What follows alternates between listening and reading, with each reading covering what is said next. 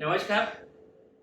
Uh, Last Sunday, we had seen the first part of a discussion about DICC with ex-RBI man Sri Vivekji Kalsasi. I'm very happy to tell you that the tremendous response that has been received to this particular video has encouraged us to go further in helping the urban cooperative banks in forming views through this YouTube channel. Today I am posting a part 2 of the chat with Mr. Vivek Kalsasi. Again, interesting questions and interesting answers which we have never heard of. Of course, Mr. Kalsasi has ensured that he remains within the precincts of the behavioral dynamics as is expected from a person who has retired from regulated body. This part 2 is a concluding part, and hereafter there would be key and critical interviews with the industry leaders along with the subjects which are affecting the urban cooperative bank. And I am already on the job of ensuring some presentation about the presentation and disclosures norms that have come. Those would be presented somewhere in the month of December to enable you to understand that particular critical circular of somewhere around 70-80 pages. I intend to break that circular into 3 or 4 parts so that easily you can refer to various aspects which have been covered. Currently, the part 2 of Mr. Vivek Kalsasi's interview with me or a chat with me. Please do enjoy, watch, like and share. Thank you for watching. Do it. और एक छोटा सवाल ऐसा है कि normally जब depositors के पैसे मिल जाते हैं, depositors get money now with the amendment they will get with in certain period से 90 days और व्हाट. सवाल ये आता है कि वो डिपॉजिटर के पैसे मिल गए, 5 लाख थे, 5 लाख तक जो अमाउंट है वो सबको मिल गई, लेकिन उसके बाद जो बड़े डिपॉजिटर्स हैं उनको पैसे नहीं मिलते. लेकिन इस बैंक ने, जो बैंक लिक्विडेशन में जा रही है, उस बैंक ने एक्चुअली कुछ एसेट्स क्रिएट किए होते हैं. तो फिर वो एसेट्स का डिस्पोजल किस तरह से होता है, या फिर डीआईसीसी ने जो इसमें पेमेंट किया है इनके डिपॉजिटर्स को, डीआईसीसी अपना पैसा कैसे वसूलती है, क्योंकि उस एसेट्स का बाद में क्या होता है भगवान ही जाने. So how do you procedure actually पूरा लिक्विडेटर्स का गाइडलाइंस होता है. लेकिन ये 5 लाख का देखिए, उसमें आप एक बात समझ जाइए, 5 लाख का मिलता है, लेकिन अभी ये जो एक्ट अमेंड हो गया, एप्लीकेबल हो गया 1 सितंबर. अभी मोस्ट ऑफ द डायरेक्शन वाला बैंक्स 1 सितंबर के पहले डायरेक्शन लगाया हुआ था. उन्होंने उनका हार्डशिप का पैसा भी थोड़ा लिया है. जैसे रिजर्व बैंक लिक्विडिटी पोजीशन देख के हार्डशिप का पैसा देने के लिए बोल देती है. तो सपोज कोई इमरजेंसी ऑपरेशन के लिए उन लोग ने 2 लाख 3 लाख लिया होगा 1 सितंबर के पहले, 1 सितंबर 21 के पहले, और उसका बैलेंस अभी भी 7 लाख है सपोज एक कस्टमर का, तो ये 1.5 लाख और ये 5 लाख भी उसको मिलेगा, बिकॉज 1 सितंबर का जो बैलेंस है वो मुताबिक डीआईसीसी विल पे. यानी जो उसने हार्डशिप के लिए पैसा लिया वो अलग, वो गिना नहीं जाएगा उसमें. लेकिन फिर हार्डशिप के लिए कोई गाइडलाइंस है रिजर्व बैंक की? हार्डशिप के लिए गाइडलाइंस है. जैसा मेडिकल ग्राउंड पे रहते हैं, सर्टन कैटेगरीज है. सीनियर सिटीजन्स को भी मिल सकता है without any medical ground, they can withdraw up to 50,000 straight away. और बाकी का मेडिकल ग्राउंड्स में जितना डिपॉजिट इंश्योरेंस कवर है उतना वो हार्डशिप में ले सकते हैं. यानी अभी नए कानून में जो 90 days का जो प्रावधान आया है उसके अलावा ये हार्डशिप का चालू ही रहेगा. हाँ, लेकिन 1 सितंबर के बाद में अगर किसी ने हार्डशिप में लिया होगा, अभी देखो विलिंगनेस फॉर्म्स का काम चालू है, लेकिन कोई इमरजेंसी आ गया और उन्होंने बोला, बैंक को रिक्वेस्ट किया, अगर डीआईसीसी अभी बोलते हैं once process has been start as far as possible you don't pay for any hardship amount, ऐसा डीआईसीसी बोलती है. लेकिन ये सर्कुलर आने के पहले 1 सितंबर और ये डीआईसीसी ने सबको सर्कुलर इशू किया, सपोज 15 सितंबर तक इशू किया, बाद में काम चालू हो गया. और बिटवीन 1 सितंबर और 15 सितंबर उसने हार्डशिप का अमाउंट लिया होगा सपोज 1 लाख, दे फिर उसको 4 लाख ही मिलेगा. ओके. 1 सितंबर प्रायर टू 1 सितंबर जो होएगा उसका इग्नोर हो सकता है. लेकिन डीआईसीसी बाद में ये एसेट रिकवरी मॉनिटर करती है. हाँ, वो भी बताता हूँ, प्रोसीजर है. एक बार लिक्विडेटर अपॉइंटमेंट होने के बाद लिक्विडेटर को गाइडलाइंस दिया जाता है. वो एसेट्स का क्लासिफिकेशन करने को DICC बोलती है, विच आर रिकवरेबल और विच आर नॉट रिकवरेबल। और एक स्कीम फॉर्म हो जाती है with the approval of RCS, क्योंकि RCS लिक्विडेटर अपॉइंट करता है, liquidator is appointed by RCS। तो RCS को कॉन्फिडेंस में लेके एक स्कीम ऑक्शन का एक टाइम बाउंड स्कीम तैयार किया जाता है। और जैसा first charge is on the assets of the bank is DICGC। जैसा जितना एसेट्स रिकवर हो जाएंगे उसमें से सब पैसा पहला जो डिपॉजिट इंश्योरेंस कवर के लिए उन्होंने दिया है वो पहला DICC को रिपेमेंट करना पड़ेगा।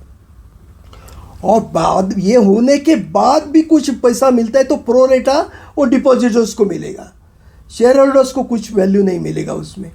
दे are the last resort shareholders. सब होने के बावजूद अगर कुछ पैसा है बचता है तो इट इज अ लॉन्ग, अभी तक का फिलहाल आप प्रैक्टिस देखेंगे तो ये liquidation processes goes on around for 10 years also. तो 10 बरस भी लग सकते हैं पूरा लिक्विडेशन प्रोसेस खत्म होने के लिए। और फिर उसमें बहुत सारे डिपॉजिटर को नुकसान होता था, इसलिए अमेंड किया है और ज़रा राहत दी गई तुरंत पैसा देने के लिए। इसका मतलब ये है कि DICC से जब पेमेंट करता है तो वो लॉसेस बुक करते हैं या किस तरह से? नहीं, उसका तो रेवेन्यू एक्सपेंडिचर रहते हैं इनका। जैसा प्रीमियम आ जाता है वो रिसिप्ट में चला जाता है और क्लेम पेमेंट जितना आता है वो क्लेम एक्सपेंडिचर साइड में चला जाता है।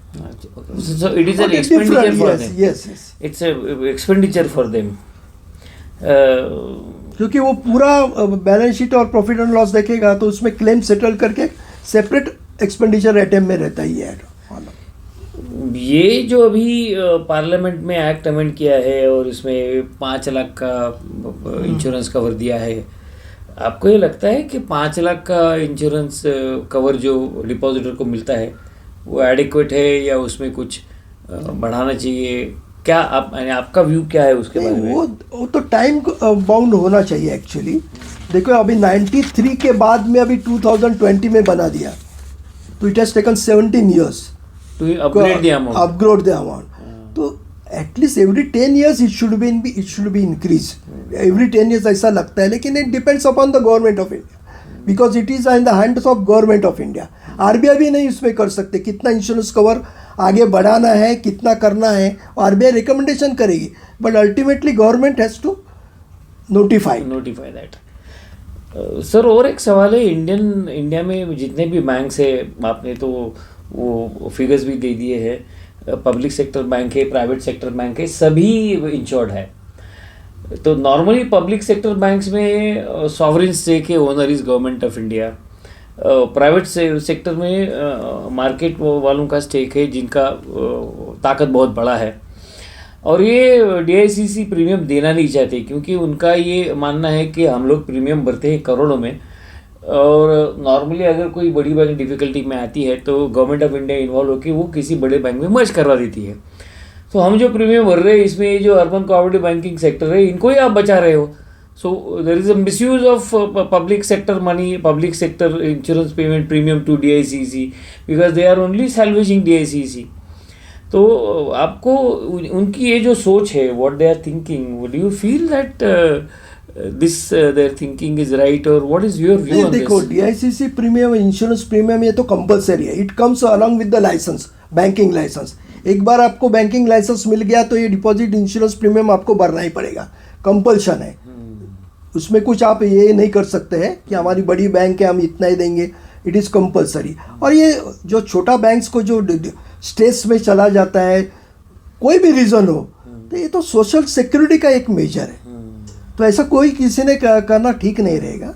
ये डिस्कशन की बात हो रही थी इसलिए मैंने आपको ये बात सही है कि मेजॉरिटी बैंक्स जो जा रहा है वो सब कोऑपरेटिव बैंक से लिक्विडेशन में जाती है। कोई भी कमर्शियल और प्राइवेट सेक्टर बैंक RBI उसको लिक्विडेशन का स्टेज पे जाती ही नहीं है क्योंकि वो एक्चुअली सेकंड शेड्यूल में ही आ जाती है। जब भी mostly schedule bank rather than cooperative bank जो बैंकिंग लाइसेंस मिलता है, इवन SFB को भी मिलता है, वो भी सेकंड शेड्यूल में आ ही जाता है automatic.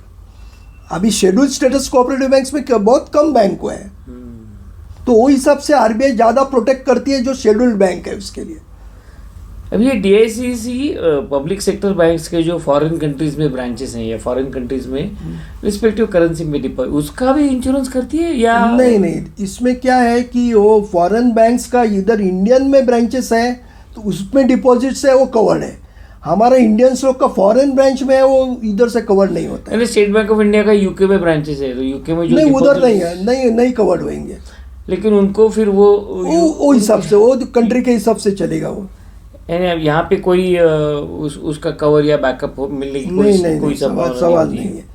Deposit held in India और वो भी फॉरेन बैंक का इधर ब्रांच में रहेगा और हम लोग वो बैंक में पैसा रखे तो भी वो कवर मिलता है, उसमें कुछ प्रॉब्लम नहीं। But not outside, deposit held by us outside India is not covered. अब ये जो प्रीमियम करोड़ों में DICC इकट्ठा करती है, वो करती क्या है वो प्रीमियम इकट्ठा करके? क्योंकि पेमेंट की अपॉर्चुनिटीज बहुत कम है। So what they do with this huge money which they get? अभी उसमें DICC का सेक्शन 25 के हिसाब से इन्वेस्टमेंट चलती है और कंपल्सरीली ये जो प्रीमियम आता है वो गवर्नमेंट सिक्योरिटीज़ में ही इन्वेस्ट करना पड़ता है, पूरा गवर्नमेंट सिक्योरिटीज़ में। और उसमें देखो आप DICC का इन्वेस्टमेंट पोर्टफोलियो देखो तो ये 2021 में एक्चुअली इसका portfolio return is around 6.6%, nearer to the 10 years benchmark yield. लेकिन प्रीवियस ईयर 2019-20 में DICC का portfolio return was 14.6%। Okay, so it depends, वो ज़्यादा एक्यूमुलेट करने की कोशिश करती है DICC क्योंकि ट्रेजरी डिपार्टमेंट है, but it has to be done in only government securities, no other alternative. जैसे पेंशन फंड वालों को अलग अलग ऑप्शंस होते हैं, वैसा इसमें कुछ भी नहीं है। और DICC का क्या एक्चुअल वैल्यूएशन देते हैं, सरप्लस कितना इन्वेस्ट करना है उसके एक्चुअल वैल्यूएशन उन लोग करते हैं क्योंकि उनको पैसा देना है ना। और दूसरी चीज़ ये है कि DICC को देखो अभी 1987 तक इनकम टैक्स एप्लीकेबल नहीं था, अभी DICC को 1988 से हमें वो पूछने ही वाला था। इनकम टैक्स एप्लीकेबल हो गया तो उनको देना ही पड़ता है ये पैसा, और they are paying huge tax. अभी जब भी पहला इनकम टैक्स एप्लीकेबल हो गया तो आई स्टिल रिमेंबर वो 1990 में तो पेपर में इकोनॉमिक टिप्स में आया था हाईएस्ट टैक्स पेयर DICC। तो वो गवर्नमेंट की कंपनी है, लेकिन इस जेब में से उस जेब में लिया जब पैसा। स्टार्टिंग में चालू हो गया ना तभी एकदम सडनली एडवांस टैक्स का पेमेंट न्यूज आ गया था कि एडवांस टैक्स इतना सबसे ज्यादा दिया तो ये DICC ने दिया है करके। सर और एक कंफ्यूजन होता है कि ये हमारे यहाँ जो regulatory authority, insurance regulatory authority IRDA, वो लाइफ और नॉन लाइफ को कंट्रोल करती है। सो IRDA में ये DICC आता नहीं है? नहीं आएगा क्योंकि it has been form by the act of parliament है ना, तो उसका जो फंक्शनिंग वो एक्ट के हिसाब से चलता है। जैसा RBI का RBI एक्ट के हिसाब से चलता है वैसा ही पूरा फंक्शनिंग और ये सब लाइबिलिटीज वो हिसाब से ही चलेंगी as per the DICC act. क्या DICC के पास ऐसा कोई ऑप्शन है कि भाई ये अर्बन कोऑपरेटिव बैंक है, इनको हम इंश्योर नहीं करेंगे, ऐसा उनके पास कोई अथॉरिटी है? नहीं है, नहीं ऐसा कुछ नहीं है। अगर सबको कवर करना है, सबको कंपलसरी है, it is coming with the banking licence. और दूसरा चीज़ है कि अगर वो पेमेंट रेगुलरली कर रही है तो कुछ सवाल नहीं है, लेकिन जैसा मैंने बताया कि वो 3 कंसेक्यूटिव हाफ ईयरली का अगर डिफॉल्ट रहेगा तो DICC has right to deregister that bank. Okay. जैसे आपने बताया कि DICC is a subsidy company of Reserve bank of India, तो इनका प्रॉफिट तो पूरा रिजर्व बैंक में ही जाता होगा। Yes, surplus is always with transfer to reserve bank of India and then reserve bank of India transfer it to central government. Yes. ये जो अभी BR एक्ट में जो न्यू चेंजेस या एग्रेसिव चेंजेस जो आए हैं बोर्ड ऑफ मैनेजमेंट से लेकर के सब सब्जेक्ट के बारे में, आपको ये लगता है कि ये जो अर्बन कोऑपरेटिव बैंक से अगर इस लाइन्स पे चलेगी तो शायद DICC का बैंक फेल्यूर की तरफ जाने वाला जो आउटफ्लो है वो कम हो जाएगा? How you view this story now? Yes, it certainly helps. Actually board of management का कंसेप्ट वही है कि बैंक अगर ठीक तरह से ही चलना चाहिए कि वो उसका जो सुपरवाइजर एक्शन फ्रेमवर्क के से बचना चाहती है रिजर्व बैंक बैंक्स को, इसलिए बोर्ड ऑफ मैनेजमेंट का जो कंसेप्ट लाया है कि बैंक्स ठीक तरह से चले, अच्छी तरह से बैंक को एडवाइस मिले, तो वो तक जाना नहीं चाहती है सुपरवाइजर एक्शन तक। लेकिन मेरा कहना है कि वो बोर्ड ऑफ मैनेजमेंट के अलावा अभी उन लोग बोलते हैं कि 51% प्रोफेशनल डायरेक्टर रहेगा तो बोर्ड ऑफ मैनेजमेंट का कोई वो सवाल ही नहीं आता है। वो एक्सपर्ट कमेटी का रिकमेंडेशन है, वो चला जाएगा। फिर भी जो टैपकअप की बात रहती है वैसे ही आरबीआई भी ने सोचना चाहिए कि एक पैनल तैयार करना चाहिए, एक्सपर्ट पैनल। उसमें कोऑपरेटिव बैंक के जो बड़े बड़े कोऑपरेटिव बैंक के उनके कोई एम्प्लॉइज़ या रिटायर्ड एम्प्लॉइज़ का एक पैनल तैयार करके उनको जब ये अर्ली वार्निंग सिग्नल जो आरबीआई को इंस्पेक्शन रिपोर्ट से मिलती है कि ये बैंक का एनपीए बढ़ रहा है एक सर्टन लेवल के ऊपर, तो ये बैंक्स को रिजर्व बैंक ने उनको उधर डेपुटेशन पे भेजना चाहिए और उधर ही वही सही टाइम पे बैंक को सब ठिकाना लगाना चाहिए, rather than waiting for the direction लगाने के बाद तुम एडमिनिस्ट्रेटर लगाते हो और फिर बाद में बोलते हो कि रिकवरी करो, ये करो। उसके पहले ही अर्निंग वार्निंग सिग्नल जब ये एनपीए का ग्रॉस एनपीए का एक लेवल सर्टन 15% या 20% से ऊपर चला जाता है, वही टाइम पे ये पैनल के हिसाब से कोई डेपुटेशन आरबीआई ने उधर करना चाहिए आदमी, ऐसा मुझे लगता है। आरबीआई तो कहती है कि ये जो नया बीआर एक्ट आया है वो इम्प्लीमेंट करने के लिए उन्हें काफ़ी समय लगेगा, क्योंकि उनके पास क्वालिफाइड या रिक्वायर्ड ऑफिसर्स का स्टाफ ही नहीं है।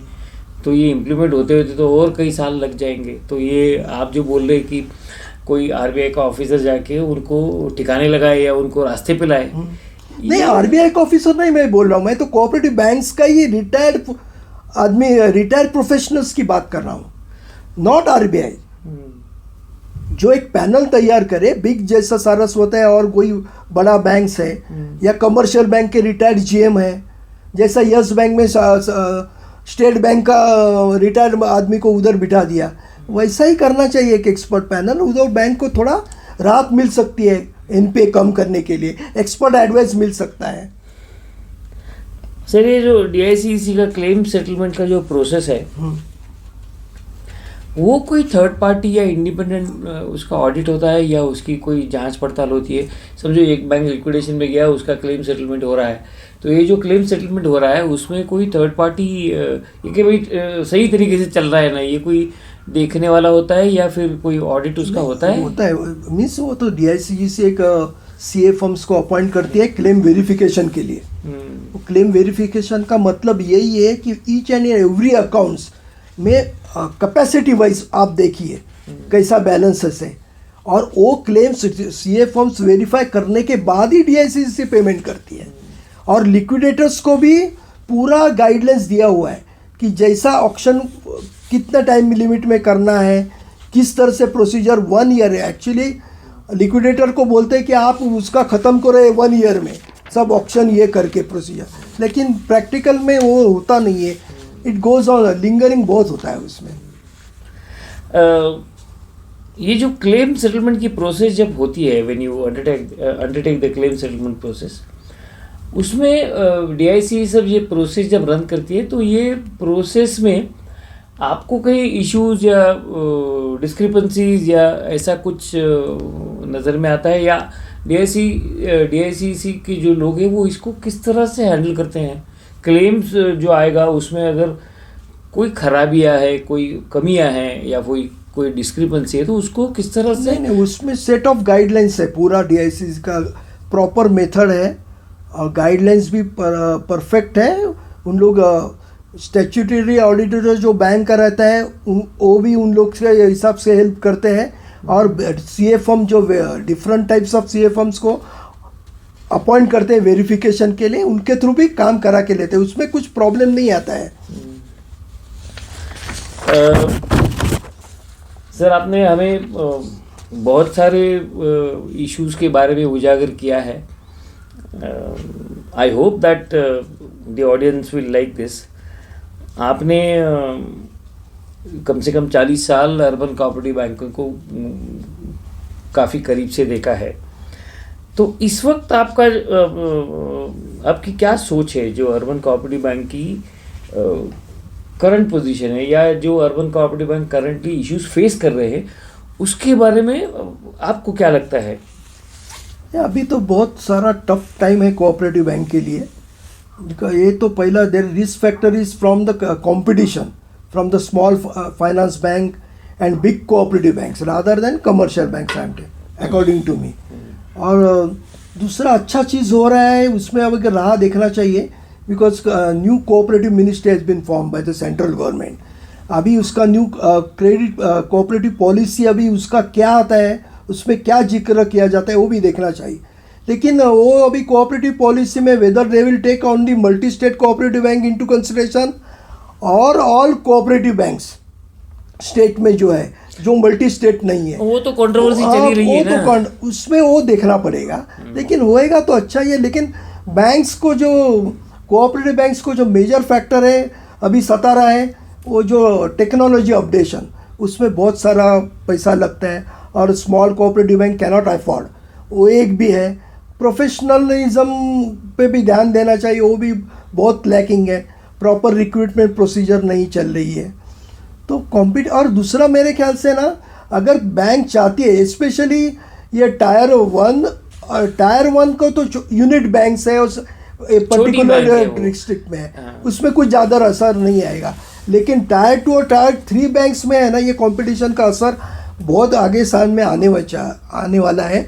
और आरबीआई चाहती है कि वॉलंटरी मर्जर का प्रोसीजर होना चाहिए, वो थोड़ा रीग्रुपिंग होना, जैसा अभी कमर्शियल बैंक्स में भी नेशनलाइज्ड बैंक्स में गवर्नमेंट ऑफ इंडिया कर रही है एक ही बैंक, वो इस तरफ से कुछ इधर होने के चांसेस है और वो होना चाहिए। एटलीस्ट टायर 2 टायर 3 बैंक्स में समहाउ बैंक्स थोड़ा एक साथ मिलके बड़ा बैंक करे तो अच्छा रहेगा। सर, मैं एक आखिरी सवाल पूछना चाहता हूँ, आप उसका जवाब मुझे न दे तो भी कोई दुख नहीं है, लेकिन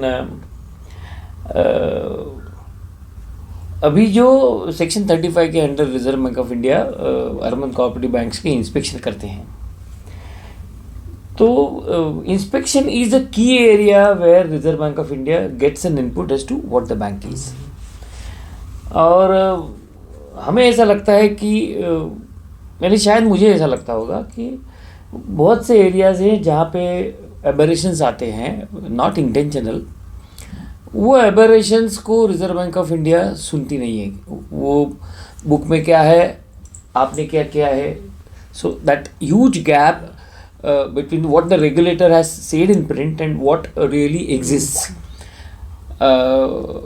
इसके लिए जैसे एक्सपर्ट कमिटी ने भी कहा है कि एक सेपरेट लेयर होना चाहिए where the differential views between the inspection team and the bank should be discussed separately. आपको क्या लगता है कि जो इंस्पेक्टिंग टीम और the concern urban cooperative bank, इसमें कुछ बदलाव आप देखते हैं या आपको लगता है इसमें थोड़ा बदलाव होना चाहिए?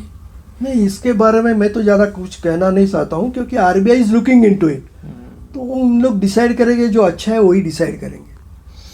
क्योंकि मैं तो अभी इंस्पेक्शन करके बहुत साल हो गया है, अभी नया टेक्निक अभी सब डाटा पे ही चल रहा है। RBI is insisting on more data from the banks, और पूरा अभी रिसोर्सेस भी दे रहे हैं, टीम मेंबर्स भी ज़्यादा बढ़ रहे हैं, duration of the inspection is also increase substantially, तो सब ठीक ही हो जाएगा ऐसा लग रहा है। Sir, thank you so much, so nice of talking to you. हमारे लोगों को, अर्बन कोऑपरेटिव बैंक्स के फ्रेंड्स को इसका बहुत फ़ायदा होगा, क्योंकि ये चीज़ें बताने वाला कोई नहीं है। Thank you so much sir, thank you very much.